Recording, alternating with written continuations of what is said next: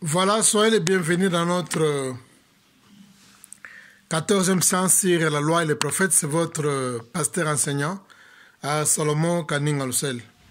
Nous sommes en train de parler sur les sortes de lois et nous avons parlé sur les lois rituelles, les lois secondaires, bien un système qui est temporaire, qui exige une correction, une modification. Ce sont des lois qu'on appelle ça provisoires, des lois qui sont rituelles. Vous allez voir même dans des pays, aujourd'hui on peut élaborer une loi et demain on change ça.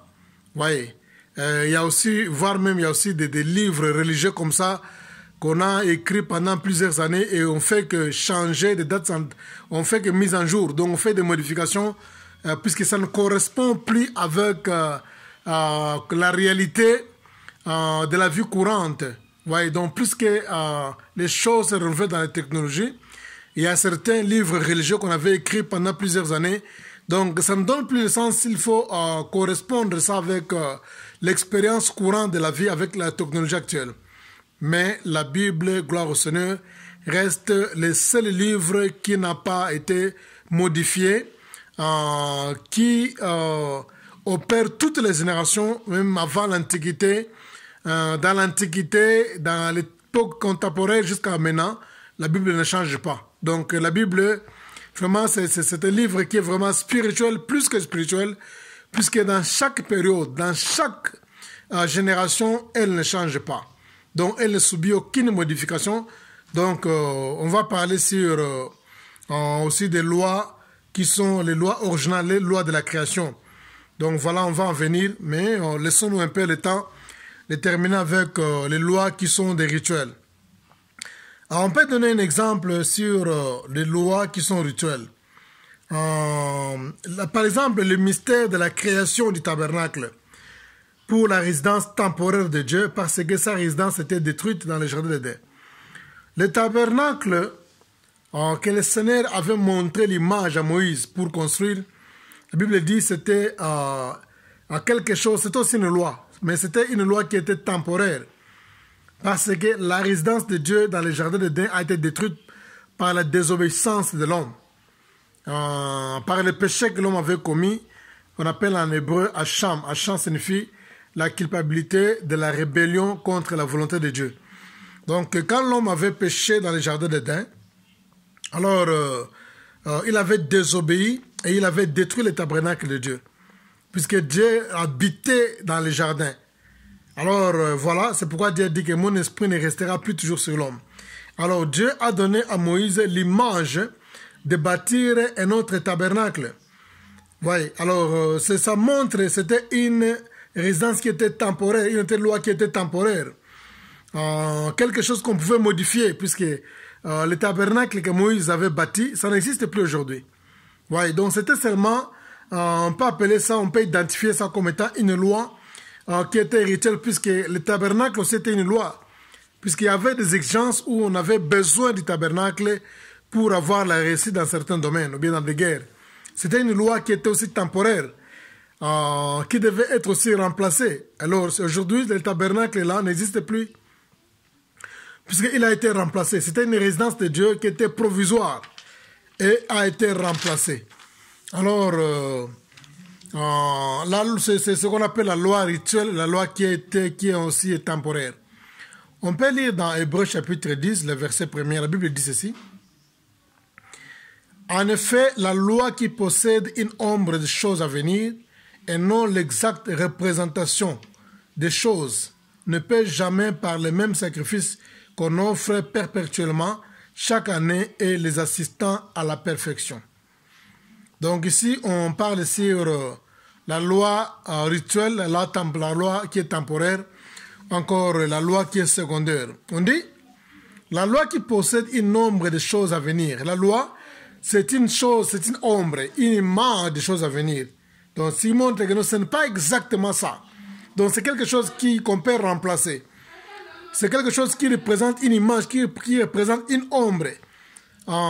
Quelque chose qui est une rituel, et temporaire, qui est secondaire. Voilà, on dit que ce n'est pas exacte représentation des choses. Ce n'est pas exacte représentation des choses. Et ne peut pas par le même sacrifice qu'on offre perpétuellement chaque année et les assistants à la perfection. Donc, il y avait des lois qui étaient provisoires. Si quelqu'un commet un péché, il va le présenter le sacrifice devant le Seigneur.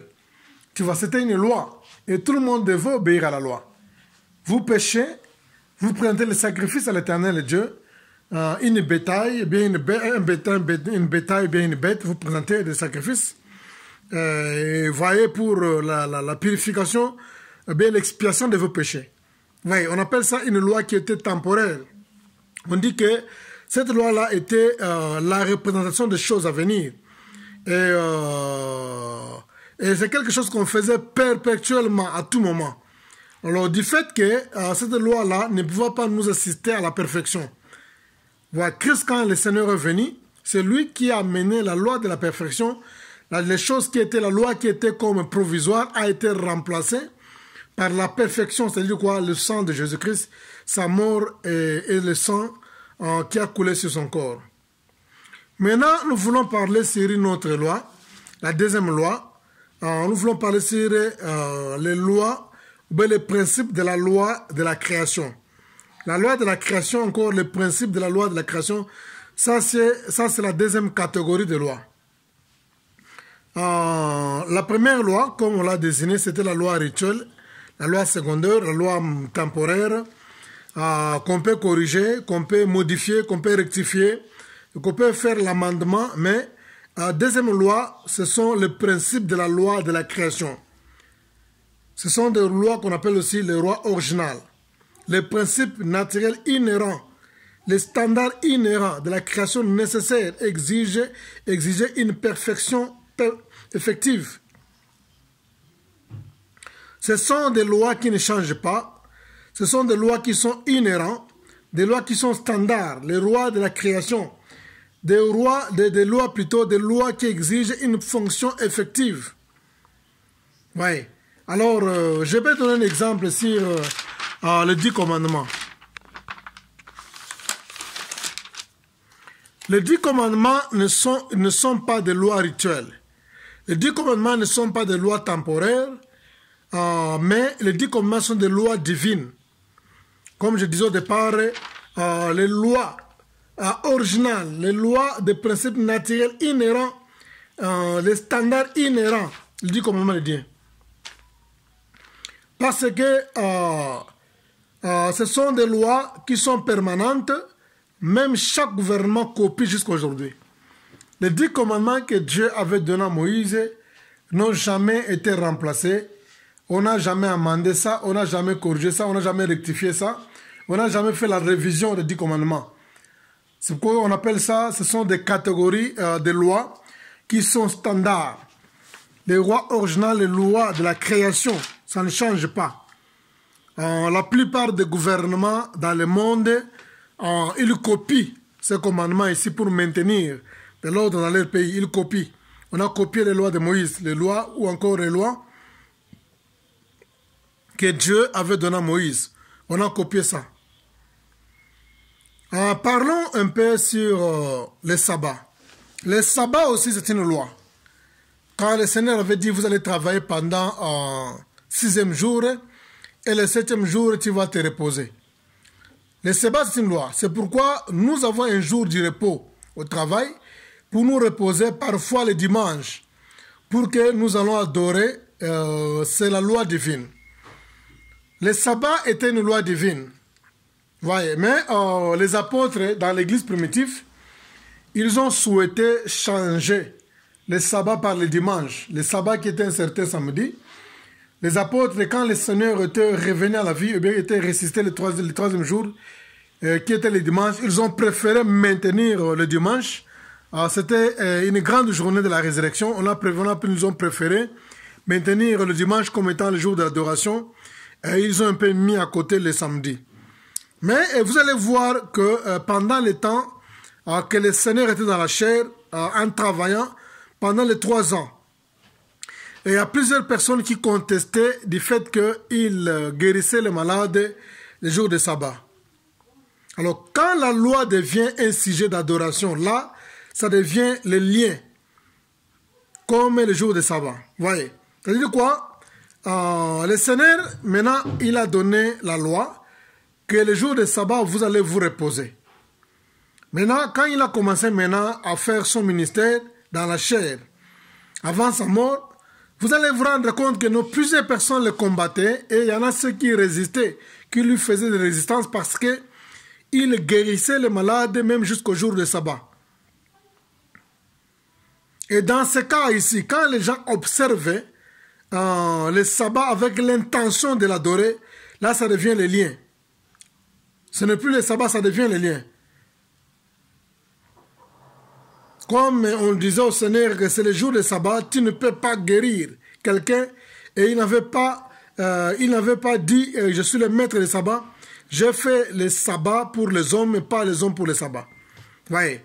Donc le Seigneur a dit que non, j'ai fait les hommes pour le sabbat, mais je n'ai pas fait le sabbat pour les hommes. Le sabbat a été fait pour les hommes. Le sabbat a été fait pour les hommes et pas les hommes ont été faits pour le sabbat. Il était le maître des sabbats. Mais quand, par exemple, ces gens commencent à contester, à résister, même un miracle qui était important, nécessaire, exigeant pour sauver une vie, maintenant, ils ne voulaient pas. On doit observer les jours de sabbat. Ça devient maintenant l'adoration, ça devient un lien. C'est pourquoi on dit la loi est bonne. Mais quand, par exemple, quelqu'un utilise la loi avec une intention, sous prétexte, entre parenthèses, là, ça devient un lien, ça devient l'idolâtrie, ça devient une malédiction. Est-ce qu'on peut lire ensemble Hébreux chapitre 8, le verset 10 au verset 11?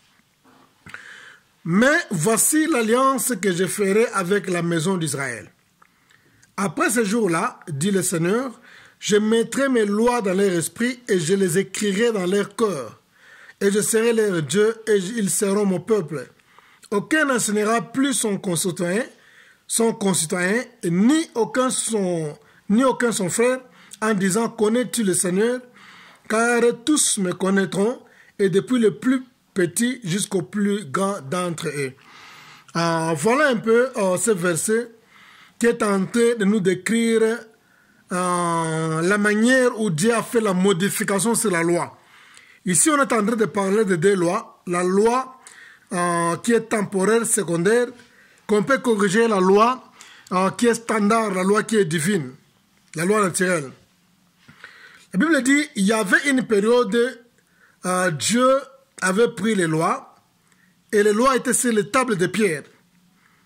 Et à cause de cela, les gens étaient incrédules. Pourquoi? Parce que les lois étaient sur une table de pierre. Mais le Seigneur a résolu de déplacer les lois qui étaient sur les tables de pierre et Dieu a voulu écrire ça sur nos esprits. Et enfin, il dit que je serai leur Dieu et ils seront mon peuple. Aucun n'enseignera son concitoyen, ni aucun son frère en disant, connais-tu le Seigneur? Car tous me connaîtront depuis le plus jeune, bien, depuis le plus petit jusqu'au plus grand d'entre eux. Voilà un peu, on peut s'arrêter ici. Que le Seigneur vous bénisse. Nous allons continuer la suite dans la séance 15. Merci.